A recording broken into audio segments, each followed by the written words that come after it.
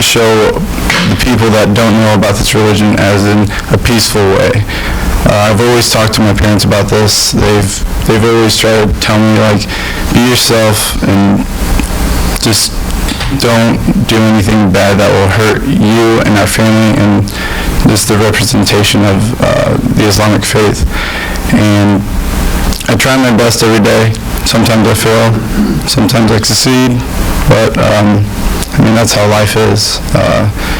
You may get judged, but you have to brush it off and then keep going with your life and be with those who will stick with you no matter what. So, that's what I got for social identity. I guess one of the things about over the years that I've seen people kind of react or respond to the idea of Islam is very often they will relegate, in America, they relegate Islam to either a black religion or a foreign religion. And as far as it being a black religion, very often that ties to in the 60s and the 70s when the Nation of Islam became very prevalent. Malcolm X was a very well-known and household name, even in mainstream America. In most white houses, he was a feared individual, and in most black houses, he was a very honored individual, even if they were Christians. And it's interesting to see that from that time till now, the role of Malcolm X has become quite well embraced actually by the main society. But still, mainstream society has a hard time, I think, really kind of placing what is this Islam about? And so I find that to be one of the very curious things, because when I reflect on it, if you look at the origin of Christianity itself, which is the predominant American religion, it comes from the same region. So as far as it being foreign, it's as foreign as Christianity to America. And as far as it being only a black religion, I kind of stand as a testament that that's not the case. So the beautiful thing that Islam offers is actually a way to identify yourself that's not related to those racial things. It's not related to social class system. It's not related to economic caste systems. It's related to your servitude or your submission to the will of God. And truly, if I look back even as a child, that's really what I always wanted to do was be close to God. And so Islam offers that kind of intimate and personal relationship. There's no priesthood in Islam, so you don't have to go and ask for forgiveness for something. You ask God. You directly ask God. You don't have to ask permission to do certain prayers or not. You make the prayers on a daily basis yourself before your Lord. And so you become the direct seeker of that relationship, and then the value of your relationship is based not on somebody else pointing the finger at you and saying you're good or you're bad. It's based on God's knowledge of your sincerity to Him. And so those are the best identifiers. And if I try to seek a deeper identity, I try to seek an identity that's closer to my being in relationship to God, or my recognizing or understanding God. And the other things I find to be big distractions. And it's not to devalue them, because it's a human situation to try to clump everything into a scenario that makes sense. And so if that means like calling all Muslims, it's a black religion, or Islam is just for foreigners, if that's kind of what some people will do to make themselves feel well and knowing that they have this clumped in the right place for themselves, and it's just not for them. But the beautiful thing is that, in fact, it's for all of us. That's one of the beautiful things, is that there's no, you don't have to go through some initiation process or whatever. When a person recognizes that they believe in God and that they want to practice in this way, then Professor Majid had mentioned the Shahada. You give your testimony of faith, which is saying there is no God but God, and Muhammad is the messenger of God. and then you begin this practice of life that is in submission to the will of God. And to me, the more I can identify with that, the better I am off, because I've kind of come from a life of not doing that, and I can tell you the difference. So that's why I can say it's been a beautiful journey. My parents, I had a situation one time with my father, and he, in my college days, had come to visit me, and when he came into my apartment, he saw a beer bong there, and he, for some reason, figured that out and knew what that was. My mom was really curious she was making up all kinds of other things that it could be, and I just, kind of let the situation go. I was an adult. They weren't going to yell at me necessarily. They just kind of took note of it and let me know that they didn't really agree with it. So it wasn't until later in my adult life that I spoke to my father about this, and he said he actually had told me that he expected for me to apologize to him for that, and I never knew. And I was a Muslim at that point, and I said, Dad, I'm sorry. I'm sorry to you, and I'm even sorry to my own self, having to have gone through all of that. But I'm in a better place now, And that's one of the beautiful things, That's just one of the examples, but maybe we'll dig into some other stuff today. I am an American of African ancestry who is unapologetically and unashamedly Muslim. And as a black person who has been in a minority in a predominantly racist society, I have had to live multiple identities up front. So being Muslim is like, okay, so I know how to react to people who will think of me as other, react to me as other. And so there are challenges to having to feel as if you always have to speak for, answer to, address someone else's actions. When I talk about my faith and see myself as a Muslim, I recognize that I'm not always excited about what some Muslims do and what some Muslims say or believe, and sometimes I know that I'm reacting to people who are responding to me based upon what they see. My first job interview, for example, when I was on the market for an academic job, rather than ask me, so tell us what do you want to teach in an undergraduate institution? Tell us why you want to promote the study of religion. Tell us why you want to work at this institution. The first question was, how could you be part of a religion when a wife can't go to the funeral of her husband?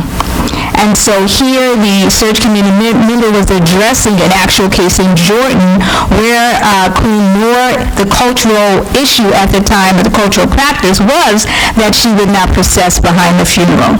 So before getting into my pedagogy, why I want to be here, why I need the job, and all that good stuff, I had to explain that I'm not part of a religion like that if my husband were to precede me in death, I would be at his funeral, I would be directing who was going to be there, I would be one of those who's directing who washes his body, I would be very involved. You have to explain the difference sometimes between tradition and what we know as religion.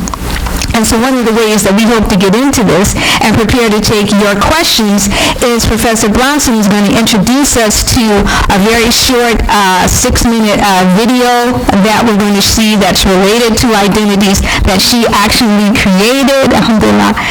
All praises to God. And she will introduce it to us, and then we'll be prepared to take your questions. Professor Bronson. Thank you.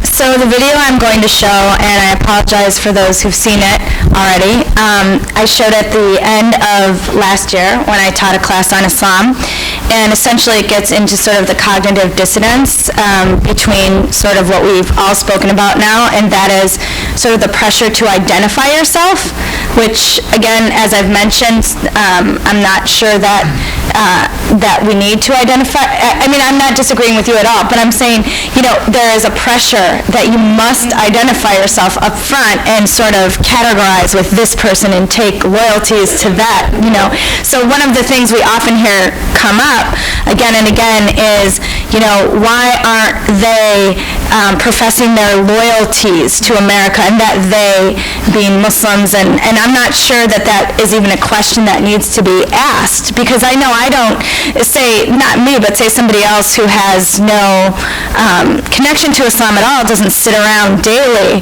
and renew their vows or whatever it is to the country. And so there's sort of this pressure to affiliate.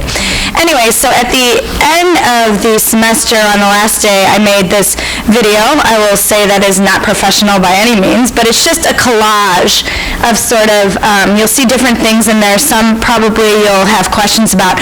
It's just a collage of, it has to do with identities, and this was long before this project was even conceived, and just how Muslims identify in this society as well as other societies, because these pressures are in no way unique to America. So Muslims living in the Arab core lands or Iran or even beyond that face the same social issues, especially on the spectrum of noticeable belief where you fall. So, for example, there's women who are in a beauty pageant.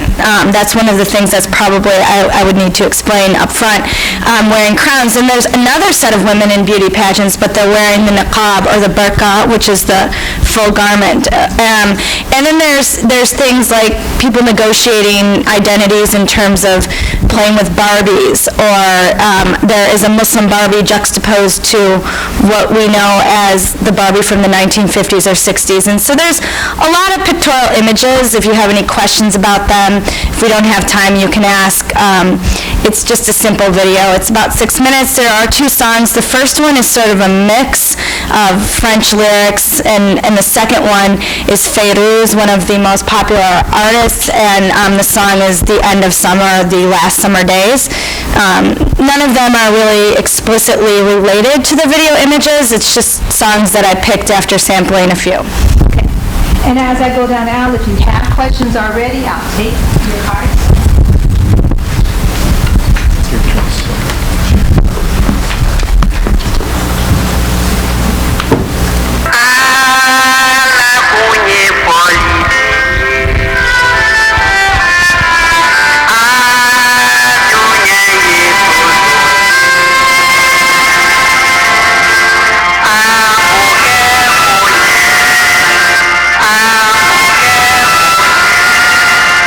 Yeah.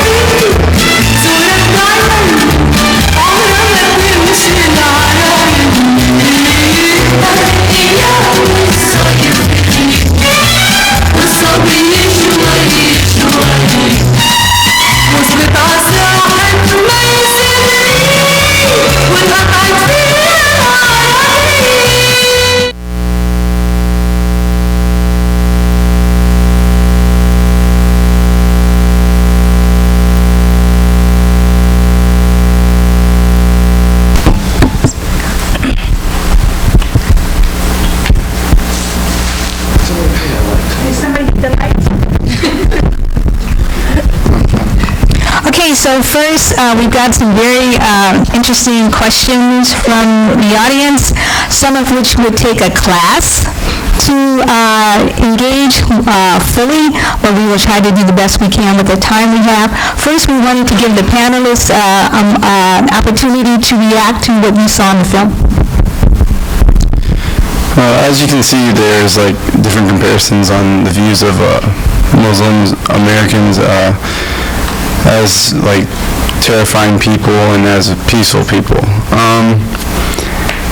I mean, it doesn't have to be that way. Actually, I've experienced this, like in America. There's discrimination everywhere for myself because I'm Muslim and American. Here I get said I'm like a terrorist or like a towelhead or anything. So I mean, and then if I went over to Palestine and they just view me as a American, and they've said some vulgar things in Arabic, and so I mean, no matter where I go, there's no medium for myself. So I mean, I can totally relate to that video. I mean, it just brings those insults to myself, and it's just sickening to myself, and I don't know why they would ever think that way. And I every time I see supporters of that religion, it just makes me happy. So. I don't really have anything to say. Yeah. Well, you're the creator of it.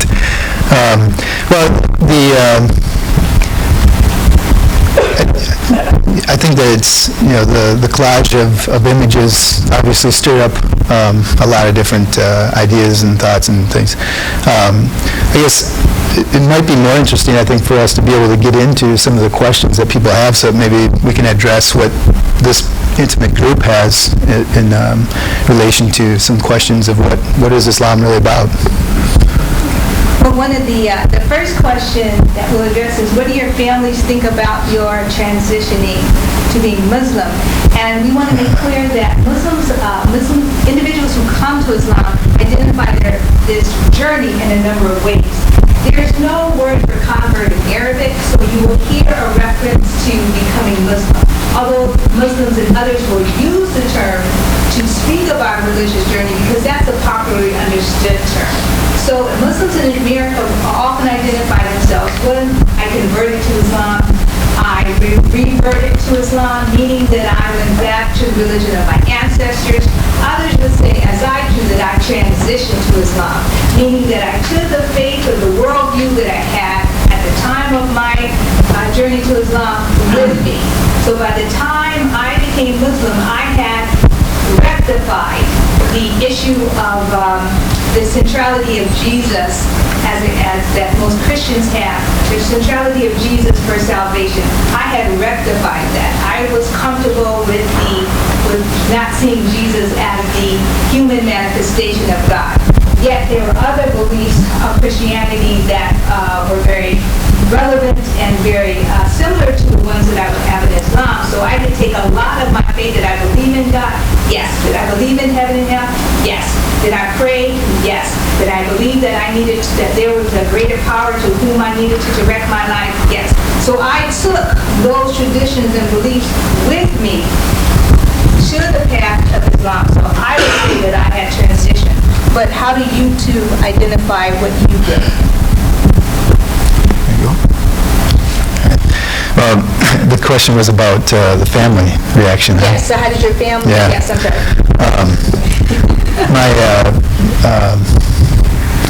This is a long story, actually, so I can only give you a little portion of it, and it's still an ongoing matter. So originally, I think I'll start with my mother.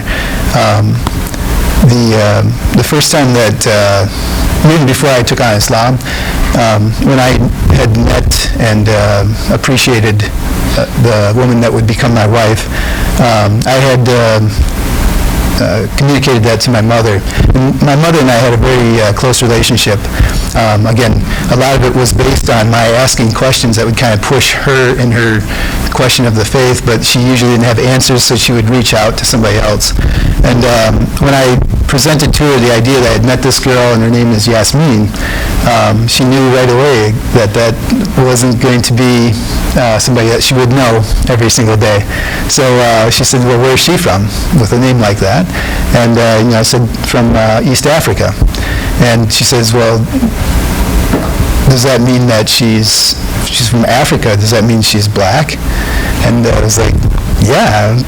But actually, my answer was like, well, she's not black, like, well, no, black like this, I would say, is black, and I think we were hanging clothes at the time, so I pointed at some article of clothing saying, this is black. She's not black, she's more of a brown color, And so I was trying to be a little bit more, precise in my giving her the understanding of who it was. Anyway, it didn't matter to her.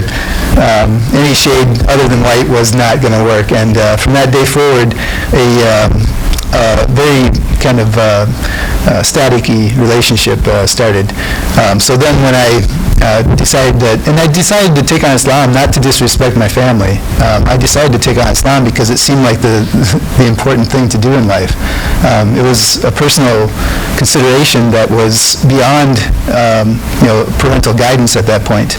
And again, over the years I've tried to explain that I did not make that decision to offend or to dishonor my parents, but it was something that was necessary for me to do. But I've also tried to explain to my mother, that her having raised me as a good Christian made it possible for me to become a Muslim. And while that's true, I don't think that she took favor to that either. So the rest of my family, I think, it's a mixed bag of beans. And some of them, they took to it easier, and others were more shocked by it. But over the years, the most difficult relationship has been in trying to convince my mother that it's okay, because she said, I'll never accept you as a Muslim. As far as I'm concerned, you're always going to be a Christian, and these types of things. And I'm pretty sure, even to this day, that that's probably the sentiment, even though we haven't really dug into that quite deeply.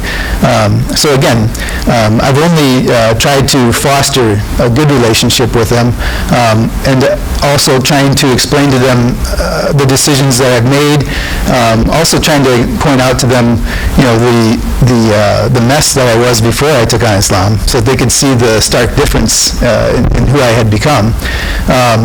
All of these types of things. The part of the family interaction, I think, that's kind of interesting for this discussion as well, is about holidays, family holidays. So we were a close family. I was one of 8 children in our household, so we had lots of big family events. And at the very beginning in taking on Islam, I tried to continue my family life interactions with them as well as I could. But later on, as I started to reflect more on the nature of, like, Easter was the first holiday that I said to myself, I don't think that, I just don't want to be a party pooper. So if I come, I will want to kind of dive into the historical references and the meaning of this holiday. And this is the one crux of the matter between Christianity and Islam. We don't believe that Jesus was crucified on the cross. It says in the Quran that barely the likeness thereof was put before them. And so this is where one of those big kind of variations come in.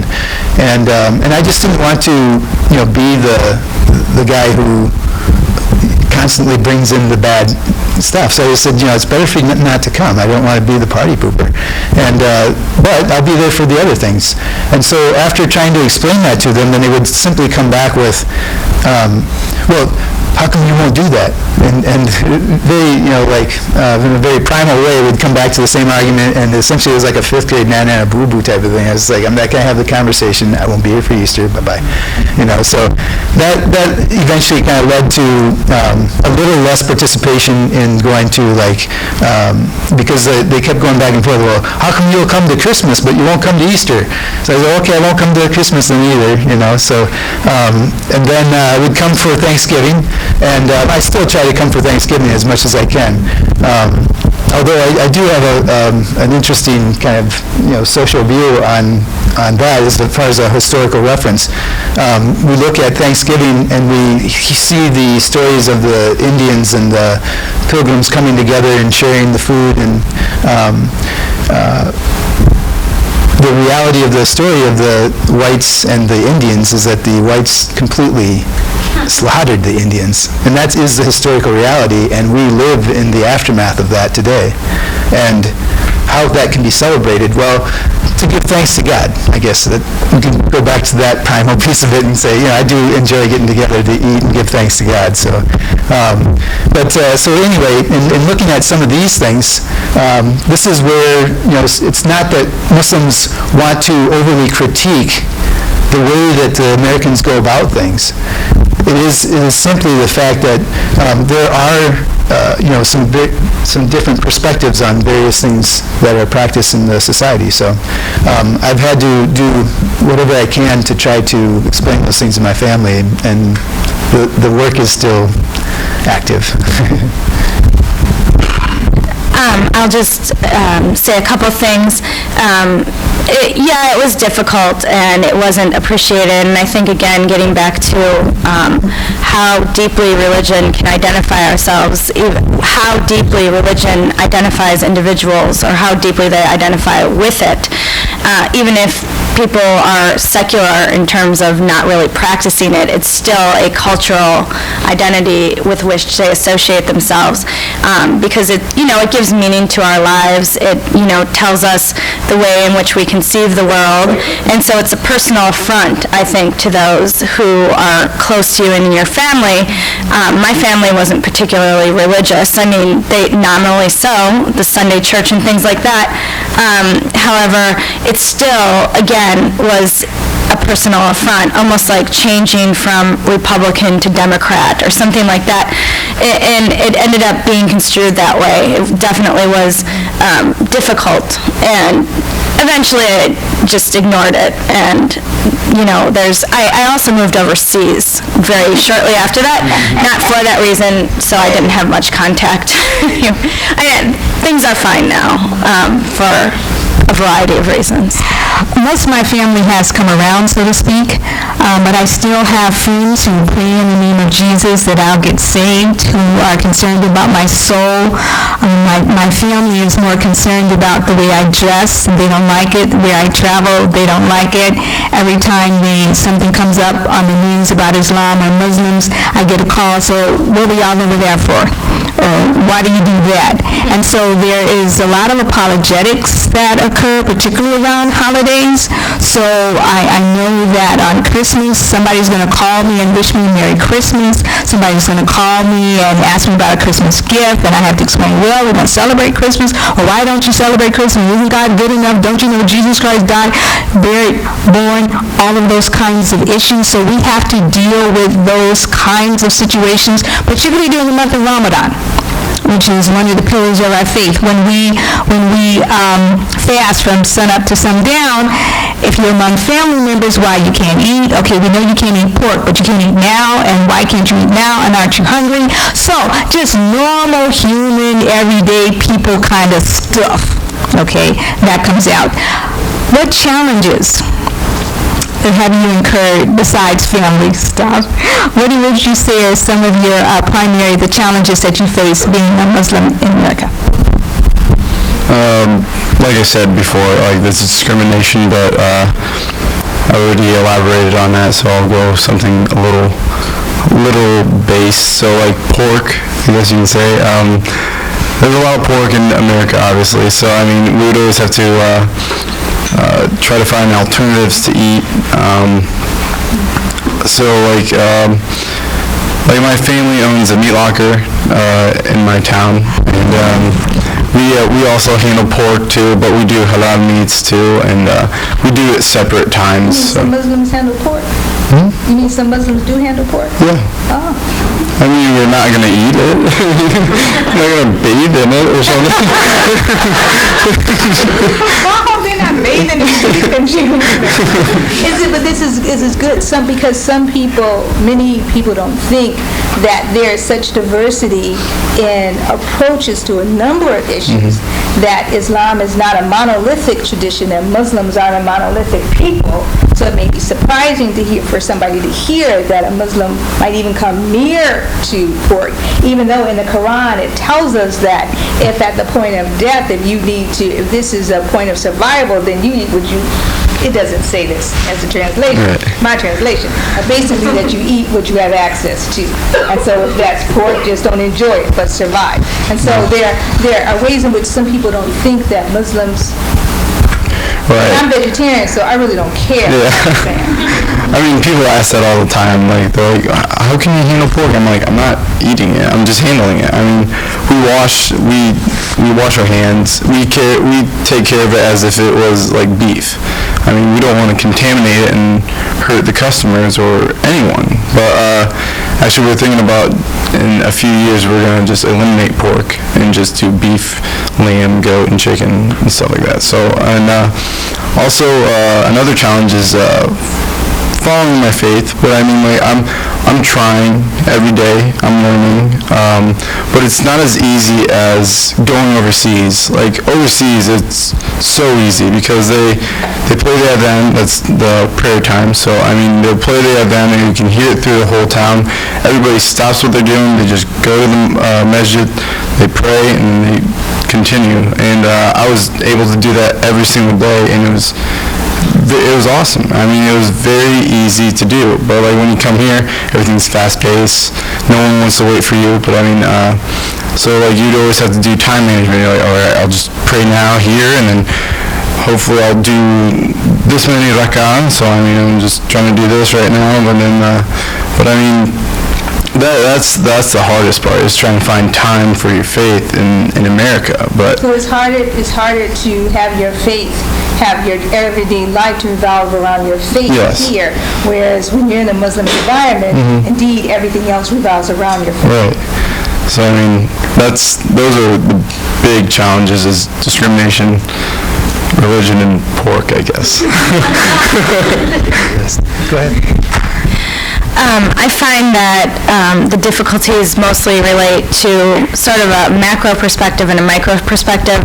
I guess the micro perspective would be it's difficult sometimes to teach the academic study of Islam and religion, sort of when you bring that into Western pedagogy and you have sort of the critical narrative or those questions asked, and sort of reconciling that with the post-colonial Muslim tradition. In other words, sometimes feeling that they have to be on the defensive and things like that in the classroom. It's sometimes a very hard line to toe.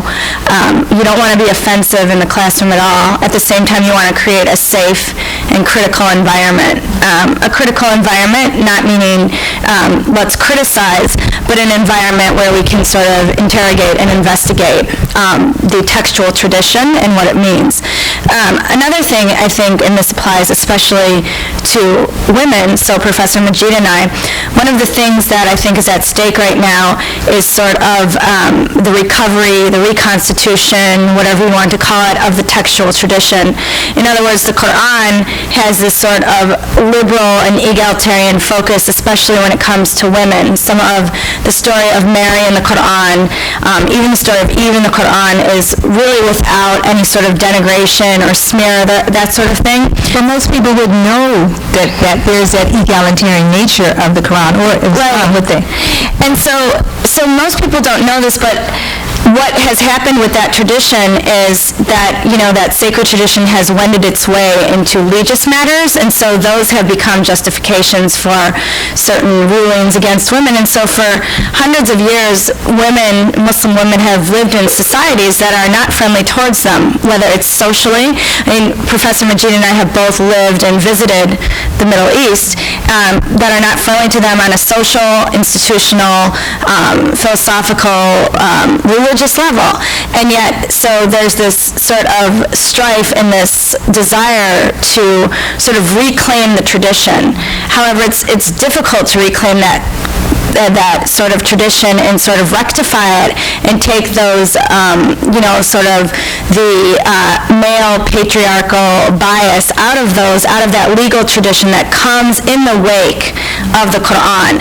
And so the later tradition is what I'm trying to say has become formative. So the interpretation of the Quran, which is not very friendly towards women, to be frank, and to give a parallel, I'm not singling out Islam. I'm talking about, we're talking about now the 10th, 11th, 12th century. I don't think that there was any sort of feminist movement going on anywhere. And so you have this very patriarchal tradition, and trying to sort of bring that back and put it in a different light proves to be very difficult. There's a lot of scholarship that is being done now, however, it's considered on the periphery. So when people go, I can give you names, but I'm sure no one right now is worried about that, but are trying to sort of revision the Quran and put it in and look at the Quran itself and separate it from this juridical tradition, they end up on the periphery, and they end up, those people aren't Muslims, and there's this legal tendency in Islam to excommunicate people. I don't know if that's the right word. In Islam, it's called takfir.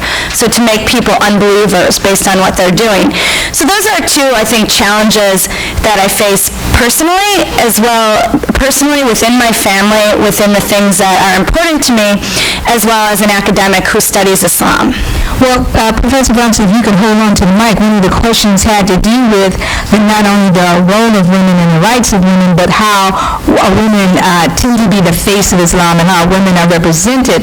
And one of the things that I was glad to see with the two of us being in the same space is that we dress so differently. Okay? And so for some individuals, there's one Muslim on the panel. And as far as I'm concerned, that would be Professor Bronson. Because, see, in Islam, there are ways in which people will interpret the Quran differently that will determine their everyday life, determine their worldviews, determine their non-negotiables. And so there are different reasons for why I dress this way intentionally, unapologetically, and Professor Bronson does not cover her hair unapologetically. And she's going to explain the position that she takes. So I really think that people tend to have fetishes around things like whether people cover or not, both within the Muslim community and outside of the Muslim community. And I feel like since the reform movements in the end of the 19th century, where you had a lot of people sort of going back and reinterpreting the Quran, but most of these people were men, Muhammad Abdu and Al-Afghani, I'm sure some of you have studied these people in your classes. A lot of people then began to take off the veil, even in public sort of forums where they would step off the train and take off the veil. And so it was going back to that, what I'm saying is it's kind of been a movement over the last century and a half where people have tended to use it as identity politics. Some people do that. Some people use it as a form of piety. Some people use it because they believe the textual tradition tells them, dictates, comportment, modesty and comportment in dress, for example. Other people believe when they look at the Quran that it doesn't really say anything specifically about covering the hair. So it's different people's interpretation, and getting back to what I was saying a minute ago, there's this movement now that each person can go and make rational reasoning looking at the Quran. So for me, I don't think that, my reading of it, because personally I don't really consider the medieval juridical tradition. I believe it's steeped in patriarchy and things like that. I look at the Quran. I'm not like a mujtahid, which means somebody who has the training to go in and make interpretation for myself. However, I believe that I don't find any textual sort of references that compel me, but I also deeply respect those who do, and what their reasoning is not my business, whether they're doing it to identify. I have lots of friends who do it for identity politics. I have lots of friends who do it because they think it's a means of piety. I have other friends who do it because they were raised in this tradition, and it would be rocking the boat to take it off. So there's a lot of things. But I will say that almost everybody I know who does it of free choice. Now, I know that's not the case around the world, and I don't mean to reduce or simplify things because that would be false and it would be deceitful. But I think most of the people I know in this society, it is definitely not compulsion or anything near it. It's a free choice made with the onset of, adulthood. And when you became Muslim through a very conservative tradition, which not only were you compelled to cover, but you were look compared to cover, one might say, in lots of layers. Right. So that tradition is, there are, as you can imagine, in any sort of denomination, there are even, within the Sunni denomination, which is, I don't like the word Orthodox at all, but the denomination which takes up about 85% of Muslims, there are lots of different people on the spectrum. You can see that if you pull up, basically images of people who cover, and I'm sure everybody in this room knows the different sort of degrees in which people cover. And so there are people who would wear the entire face veil. There are people who would wear, basically a bandana over their head. There are people who wear what is, I don't like this term either, Western clothing, because that's silly, because, if the message of Islam is universal, and that is that anyone can convert, there shouldn't be this dichotomy between East and West. There's this tendency to sort of praise and elevate the East, right? And then say that Westernness is bad, Western culture is bad, Western, so those things. The Quran tells both men and women to be modest in their dress, their attitude, their behavior, their comportment. I cover my hair as an act of worship. I don't believe that men unrelated to me have earned the right to see me in more intimate fashion. Do I wear shorts and tank tops around the house and in the presence of my husband? Yes. Can I get a tan in my backyard because I have a fence around it? Yes. But when I'm out in public, this is the way that I have chosen to dress. This is the way that I have chosen to comply with the guidelines that my God has set forth. Do we want to, in the spirit of time, do we want to give a last word? Or not? Well, I just want to thank everyone that have taken the time to come here, and I really appreciate your support. And it's just a really great turnout. And I hope I can. If you have any questions, you can feel free to come to me or Dr. Majid or any of us. I mean, we're open. So. Well, I'd like to echo that. Thank you again, as I said at the beginning, for everybody who's organized this panel, put a lot of hard work into it. And thank you for Professor Majid for moderating, and for Muhammad, right, and Saleh for coming. And yeah, I really appreciate the turnout and people coming and, your curious minds, and I really appreciate being a part of the campus. And I think it's awesome too. Thanks, Bill, for putting the effort into this. I guess the one thing that I would kind of remind everybody of is, very often in these types of panels and discourses that are in 1 hour's time, we cover so many topics, and then we get into the peripheral matters of the whole thing, and we start talking about the accoutrements of the whole situation. The real deal about Islam is it's really about worshiping one God. And so, if we take a journey too far away from that, then we forget what it's truly about. And it's easy to get distracted with politics. It's easy to get distracted with cultural and social norms and mores. But what is necessary as a human being is to find a connection to your God. When you do, follow that path to its end. And I think that's about Our panelists will be here. I know there's a question about Sharia, for example, which is, we both teach classes on Sharia, so we'll be happy to engage you in that area. But if you have other questions, the panelists will be here. Bill, do you want to announce the next? Yes, I just want to ask everybody to express their appreciation for these fine folks.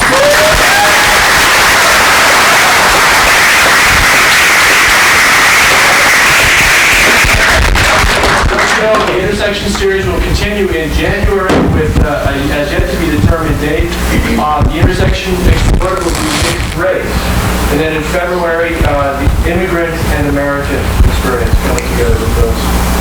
And after that, who knows? So, thank you very much for coming.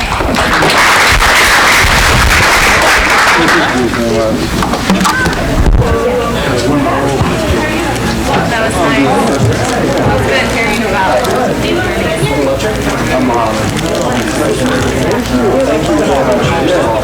Feel free to take one of the Qurans at the store.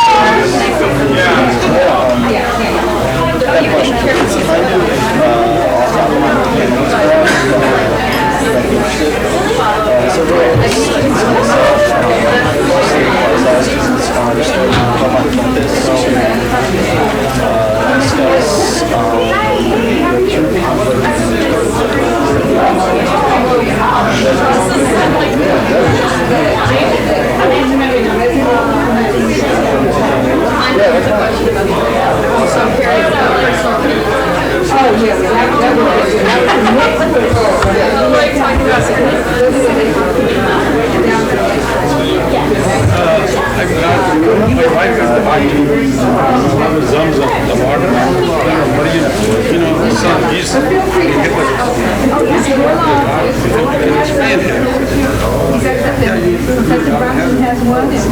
Yes.